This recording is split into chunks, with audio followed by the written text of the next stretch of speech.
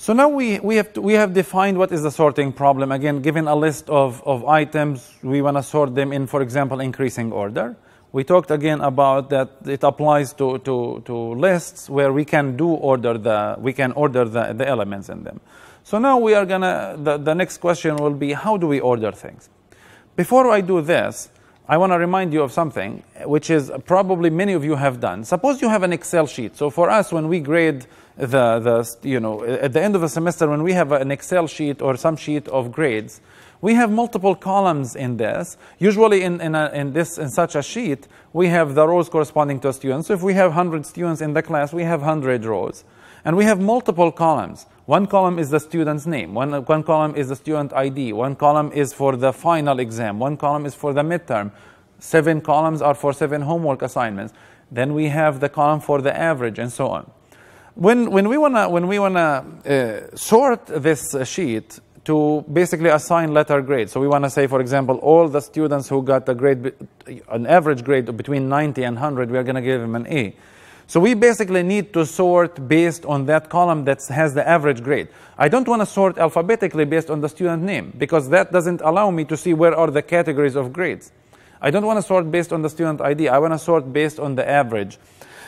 Now, notice that when we do this, we don't want to just sort and shuffle the rows that fit only in the column of average. When I shuffle, for example, a student has a grade of 90 and a student has a grade of 100, when I shuffle these two rows, I don't want to just shuffle the 90 and 100, right? I want to shuffle the entire rows here. So when the student who got the 90 should be below the student who got 100, the entire row of that student should be below, right? So when I shuffle the 190, I should shuffle the entire rows for these two students, okay? Because otherwise I'm shuffling the grades and I have lost all correspondence to the students. I have sorted grades, but I have no correspondence between these sorted grades and the actual students. So when we say we are sorting, if I am sorting based on grades, of course it's important to understand that there is some other data coming with the grade of the student, which we refer to sometimes as satellite data, okay? So the grade that I'm sorting based on, that's the main key based on which I'm doing the sorting.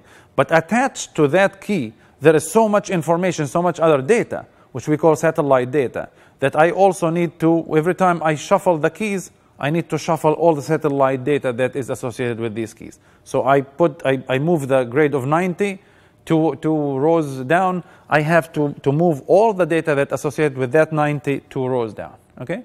So I'm not going to be focusing on that satellite data because that's very easy. It's a matter of implementation of making sure that when you sort based on a key, you also move all the satellite data that's associated with the keys. So from now on, we are assuming that we are just focusing on the keys and we are sorting based on the keys. And for the sake of illustration, I'm going to assume always I'm sorting numbers. But keep in mind, I can sort strings. I can sort any list of items that are orderable, that they have total order defined on them. Okay? So how do we do sorting? How do we do sorting algorithmically? And of course, at this point, we have to keep in mind that we want to do it in a correct way. We would like the list at the end to be really sorted correctly. And second thing, we want to do that efficiently.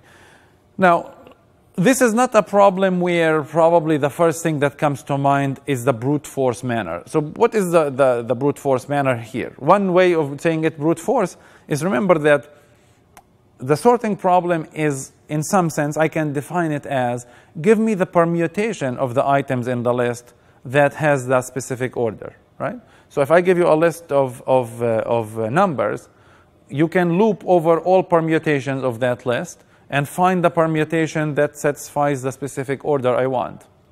But nobody would think about that as a sorting algorithm, because you are looping over all permutation that's n factorial. If we have n numbers in the list, that's n factorial. And even the most naive approach to sorting does much better than that. And usually sorting, again, even the most naive algorithm that a student can come up with is going to take polynomial amount of time. So we will ignore, again, that very bad brute force approach that looks at all permutations. And let's start thinking first about how you would sort a list of items. Suppose I give you a list of 8 numbers, for example, 7, 1, 5, 400.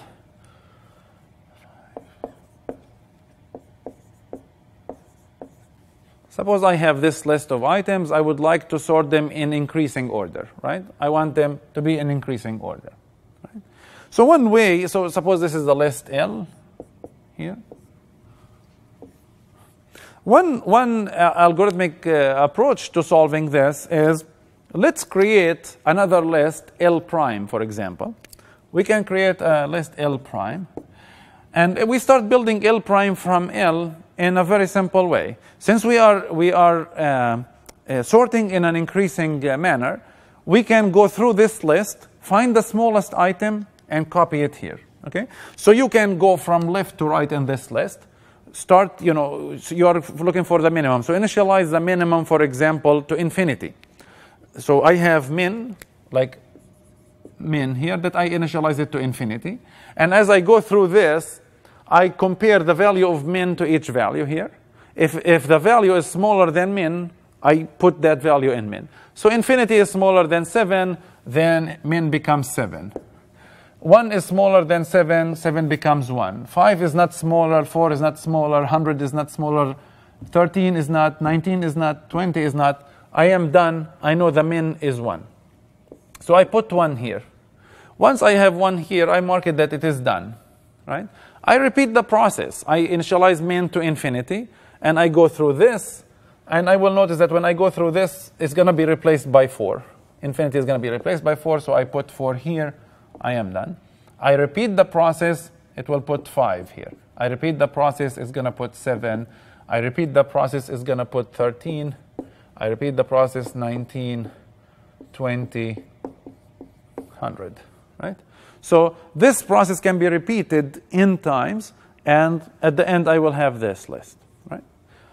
This is a simple algorithm. It is efficient somehow, because how long does it take such an algorithm? Again, I'm not writing the pseudocode here, but you get the idea. Is that you go through the entire list the first time to get the smallest one, the second time to get the second smallest, the third time to get the third smallest, and so on. We are doing, since we have to copy each element here once, we are doing n times scan of that list. So I'm scanning the list first, then I'm scanning it second, I'm scanning it third. So if I don't remove these elements from list, I just mark them that they have been dealt with. Every time I'm scanning the entire list. So n times, n times, n times, n times, I'm scanning it for n elements. This algorithm will take O of n squared. Okay? This algorithm will take O of n squared. The other thing about this algorithm that it's doing is that I give it as input a list L. It gave me back a list L prime. This is nice. This is fine. But we, in some sense, wasted some space, right? In the sense that I already had memory used for storing the list L, and I'm now using another part of the memory to store the list L prime that is sorted. In general, when we do sorting, we would like to do sorting in a mechanism that's called in-place sorting, that I sort this in place without using extra memory. I can just shuffle the items here and I get L sorted at the end. So when we describe a sorting algorithm that does sorting in place, that algorithm, for example, when I describe the algorithm, it takes input L. What it returns as output, nothing. Because it doesn't return output, it actually just modifies this in place. Okay? So usually with sorting algorithm, we like them to sort in place without having to copy the list somewhere else and do the sorting. Okay? But the more important issue here is that this is an O of n squared algorithm. Again, suppose I have million records. Suppose, again, I have my computer is dealing with information about all the citizens of the US. N is about 300 million. I have a list of 300 million or so social security numbers, and I want to sort them. Now, this algorithm is going to take 300 million squared. Okay? That's a very large number. Can we do better than this for sorting? Okay? Can we do better than this for sorting? The answer is yes. And we are going to do now the sorting in a more efficient way that will drop this running time from O of n squared to O of n log n. Okay? O of n log n, and this is much better than this. This is much better than this because we dropped one of the n's here into log, which grows, again, very slowly with the size of the list, which is n, and will be much more preferred in practice. And this is, in fact, most sorting algorithms that are used in practice have this running time. So we can do the sorting problem in time better than O of n squared, which will we show next.